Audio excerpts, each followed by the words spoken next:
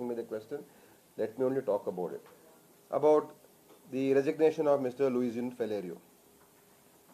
Now, I heard his press conference and I was actually quite surprised because he claimed that he had done tapasya for some 20 days or 30 days, I don't know, thinking what he has to decide.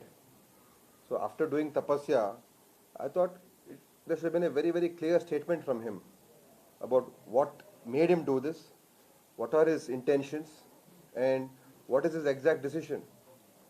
From what I heard, I could not see any clarity in what he was saying. So see, sometimes if you are speaking the truth, it does not require too much of thought. You can say it very clearly, within 5 minutes you can tell people what you are thinking. But when you are being deceptive, then you have to create one story. You have to create one fiction that these are the reasons, this is my, my thought process. Truth is very simple. Deception is not simple. And all I could see today was deception. There was no truth coming out from his heart. Because he spoke about the movement, spoke about Goa, he spoke about unifying, bringing all the Congresses back together. I don't know from where he is getting that strength to do all those things. Congress, and he himself has said Congress has not treated him badly. He is an MLA in the Congress. He is the Coordination Committee chairman.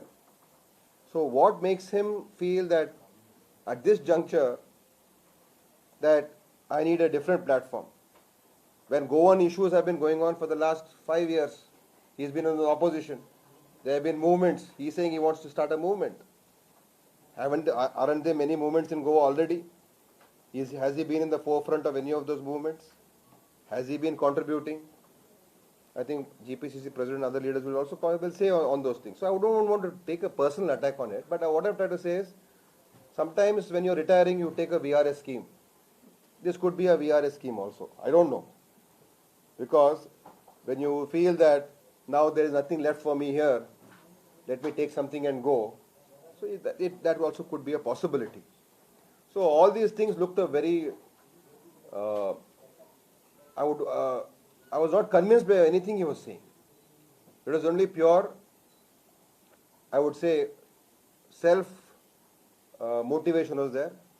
I could not see any actual respect for the Goan culture, respect for the Goan state, and I could not see anything that he really meant what he was saying.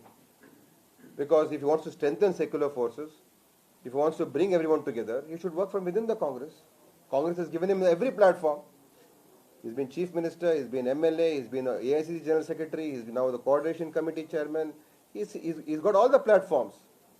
Which other bigger platform can he get if he wants to take on the BJP? So I am amazed at his statements, and I would say that it's very unfortunate. It is very sad that people at the fag end of their careers take these kind of decisions. And I'm very disappointed in what he has said. And I would only wish him the best of luck for whatever he wants to do in the future days. So these are my comments about what has happened today. And I think Dinesh